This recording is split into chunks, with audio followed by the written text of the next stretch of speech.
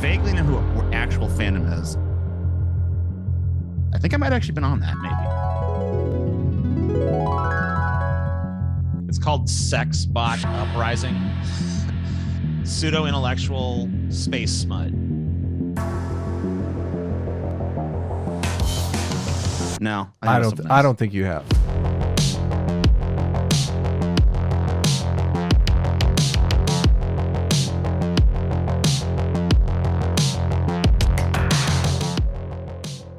How do you know if you're in a cult, man? You know, like, you ever heard people quibble about the difference between a religion and a cult? I have, being an atheist and having formerly been deep in some anti-theist community, seen a lot of discussion, heard a lot of people talk about what the difference is. And, you know, there'll be some anti-theists who will say, you know, all religions are really a cult. It's just whether or not it's established as a mainstream acceptable thing. And it's like, yeah, I get that to an extent, but like, at that point, the word cult becomes meaningless. And I think that cult does have a specific utility that we need to not let it just become meaningless. You don't think there's any difference? I'm about to tell you the difference. I see, there was a joke that I heard one time. I don't know who said it. If it was Bill Maher, I'm going to be mad at myself because I used to like his atheist content. But anyway, somebody said at one point that, like, the difference between a religion and a cult is in a cult, there's a guy at the top who knows it's all bullshit. In a religion, that guy has been dead a long time. And that's pretty funny. And it seems intuitively correct. You know, but I also think it's a little bit cynical in the sense that, like, I don't know if the Pope thinks it's bullshit. He might really believe all this. You know, why else would you dedicate your life to that kind of crap? You know, and I don't know that all cult leaders don't believe they're bullshit. I mean, you going to tell me David Koresh didn't believe in his bullshit? He was willing to, you know, burn up with a bunch of people. I mean, he's a piece of shit, but still. So the difference, and this is an apology, by the way. Talked a lot about a specific group. It's really what I started my channel talking about. It's what I started YouTube in order to address. A specific group of anti-fans, this sub fandom, this parasitic little community / you know, little crappy industry of a few former professional comic creators and failed, you know, never was comic creators who exploit people. And then, you know, my focus early on was much more on the victims of harassment and also how wrong these guys are, just like in terms of the content, the claims they're making. But what has happened in the intervening 3 years since I've been doing this is I've come to realize I should be and will be trying to, you know, extend a hand to the people that have fallen under that spell. You know, because essentially many of them are exploited. They may be the shittiest people you've ever talked to on the internet, but they're still exploited. And this goes back to what we talked about on empathy and, like, you know, I don't hate these people, you know. It gets really close to hate when I think about the people at the top of these groups who are cynically and maliciously exploiting their fan base and also harming others. Still, I wouldn't qualify it as hate, I don't think. Yeah, I don't hate these people. You know, there's a lot of people that are just misguided, and I know that they're going to think that sounds condescending, and they think that, like, you know, there's a lot of them that doesn't matter what I say, at least at this point. They're not going to hear anything I say as sincere or genuine or me, you know, like I'm just cynically trying to fuck over their dear leader or whatever. I don't know. You know, but that's the problem. They're pretty ideologically programmed.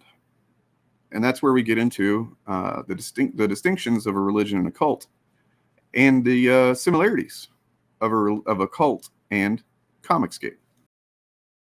Talked about it before, you know, compared it to a cult before, and I think it fits. So when it comes to a cult, there is one really, really easy way to distinguish if something is a cult. Scientologists do it. You know, I mean, lots of cults. I'd have to look and get a name of them, but I know a bunch of them that have done it. Scientology is infamous for it. And also Mormons still do it to a degree. depending, I guess, how close you are to, like the church itself or whatever. But it's retaliation whenever you quit, whenever you leave.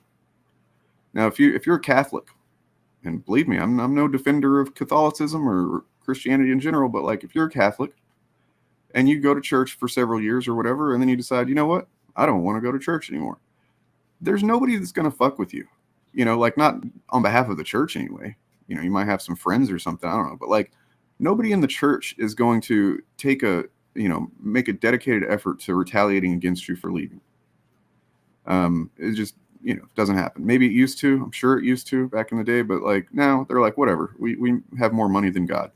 Judaism, they're not going to do it either. You decide, hey, I don't want to be Jewish anymore. Okay, bye. But Scientology has what's called fair game. With all that in mind, I want to show you two things. So this is from 2018.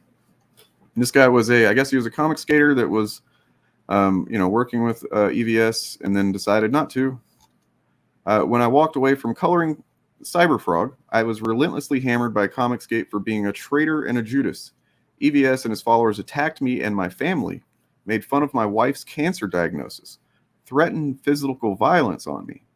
So when shit like this comes down, just remember who the real victims are. It isn't Ethan Van Skiver. And here he's got tweets talking about the Marsha Cook situation, where, as we know, thanks to Organized Chaos. I said, Marsha, I don't know why you're doing what you're doing, but out of Darwin's memory, I am not going to fight back. If you feel the need, because she blamed me for that, and she tried to call a harassment army, the likes of which I have not experienced before or since, against me, saying that I was claiming her husband, her deceased husband, Darwin Cook, was Comicsgate. That was a lie. Well, I didn't say that. Mark, understand, you people lie. I did not say that. Billy did. So have you ever said that he's Comicsgate? No. So you've never ever I'm said not saying he's it been now. Comicsgate? No. All right. This is interesting. Here's a tweet from you. Have fun scraping work in a dead industry that if you suck enough corporate dick, you'll be able to earn in a lifetime what I earned drawing frogs independently. By the way, Darwin Cook was Comicsgate. Show it. Bring it up. Yeah, guess what, Ethan? What's that? What you just did was called a lie. Proved that he was lying about that. Again, still trying to rewrite history as he does. And then you notice that he mentioned he's not the victim, right? That's because if you pay any attention, you'll see that Ethan will always paint himself as the one that's the victim. He's the one that's the victim, guys. I'm just little old Scientology. I mean, Ethan Van Skiver. So there's that. This is a guy that was cool with him. He was buddies with him. He was working on a project with Ethan, and then he decides not to. Fair game. Fair game. And then, more recently... Place now. Everybody knows your name is Matt. Right? Wow. Evan. Do you always dox your former customers like this? When they're not my customers anymore, I no longer care. You heard that, right? Everybody take that in. Everybody just process that information, right? When they're not my customers anymore, I no longer care. He doxed a former customer, and he doesn't care. And he basically said, he essentially said, if you become a customer, you pay for Cyberfrog, whether or not you ever get it or not is a whole other question. You pay for it, and then you decide that you're not a customer anymore or whatever. Fair game. Fair fucking game. You are an apostate. That's fucked up, man. That is real messed up because, look, I can say all I want to about what I think is this dude's shitty behavior and patterns of and so on and so forth. And if you don't agree with my values, then you don't care, right? Like if your values are opposite mine, you have no reason to care if this guy says the F slur a lot. Fuck you fucking fat. Shut up. I got these faggots responding to Comicsgate L's.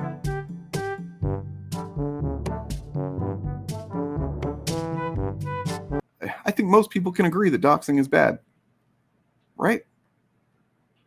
Especially, okay, like I would never do it myself, but I can kind of understand him doxing like an enemy. Like, they have tried to find out information about me. I know for a fact. You know, so why would they do that? Except they're trying to find it. And if they did find something they thought was useful, they would dox me with it because I'm their enemy, as in I'm a critic. But doxing someone who was a fan of yours has got to be like universally, you have to see that as a scumbag move, man. And he was asked point blank. It's not like he slipped and then said, "Oh shit, I'm sorry." No, he was asked point blank, "Do you always do that?" And he says, I don't care if you're not a customer anymore. And I think that's really revealing about what this thing is all about, right? Dude, if you want people to be a fan of yours, which I don't think he really does, and we'll talk about that, but if you want people to be a fan of yours, you want people to follow you, just do the work. Put the comic in people's hands, Ethan. Stop making excuses, dude. Stop fucking, complaining and playing victim and shit. Like, I know that that's easier, more fun, more gratifying to your ego, and probably more lucrative whenever, I've seen the fucking super chats you get, dude. People paying you fucking $50, $100 just to say some garbage. Like, and I'm not jealous. I'm really not. In no way, shape, or form would I want that kind of money if I had to do what you're doing for it. Okay? Make me jealous by having a successful comic book and that being the thing you focus on. You want me to be jealous? I'll admit it. Whenever it gets to the point where you're not doing this shit anymore and you're just making a great comic that people are fucking throwing money at you for, and you're getting it out when you say you're going to get it out. But instead, he's been fired from DC for what, 4-5 years now? And he's gotten out 2 comic books. 2. Okay? Think about that. Like, he's supposed to be making comics. He talks about how everybody loves Cyber. It's like, dude, people don't love that book enough to be reading the 2 issues you put out in 4 years or whatever. It's a cult. That's not a comic book group. That's not people that love comics. If you love comics, well, I mean, let's think about it seriously. These guys claim to reject mainstream comics. And I've seen where some people have told me that if you still liked mainstream comics while you're in Comicsgate, that they will basically bully you. And it's not allowed, which is also cult programming. That's, restricting members to only the information, only the thing that you want them to have. Of course, they say that they are indie comics. They like to pretend like there's not a vast and thriving independent market besides them. I mean, they're really not. They're not the industry at all. They're not the indie industry. They pretend like they are, when really, all of them could suddenly fucking kill over tomorrow. The ones that actually do get books out, there's a few of them. They could all kill over tomorrow. The independent industry would not even flinch. It's just a fact. You can look up all kinds of independent comics. The fact that they have managed to convince people that they are like somehow the indie industry, and if you don't like Comicsgate, then you don't like indie comics. Like, it's fucking absurd, man. It's so fucking absurd. Yeah, and I doubt that too. I seriously doubt that. I honestly don't believe he's gotten a cent from Justice League. I just don't. What did he get paid for? Like, what did they use that he is directly responsible for? And it's one of the two, because he's also sometimes complains about he's broke and that he needs to be paid to even start working on a project or whatever. So, like, which is it, man? You can't have both ways. It's a grift, man. It's a grift, and it's a cult. All of these things are true. If you've ever heard me call it separate things, like if you've heard me call it a hate group or a cult or a grift or whatever, it's all there. These aren't mutually exclusive.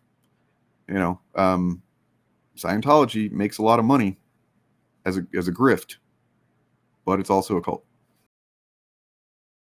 Look, if you're a comic skater and you're watching this, and I don't expect that there might be 1 or 2 of you watching that aren't just so deep in the sauce, man, that you if what I'm saying to you registers at all, I don't want you to be a fan of me. I'm not trying to make fans of actual fandom, okay? I'm not trying to ask you for money. I'm not trying to get you to do anything for me, benefiting me, and I'm not telling you to go buy Marvel Comics. I'm not telling you to watch stuff that you don't want to watch or anything like that. I'm just saying, if you follow this guy because you love comics, you're doing it for the wrong reasons. You're following the wrong guy. For a guy who claims to be all about the industry and stuff like that, he doesn't use any sales or distribution model that benefits the industry. He doesn't get books out. He doesn't put comics in people's hands, which is what the comics industry is about. Putting comics in hands. Okay? And that includes digital, which they also don't do. Comicsgate, I didn't know this until like last year, that they don't really do digital. They've shunned digital comics. Like, what the fuck is wrong with you people?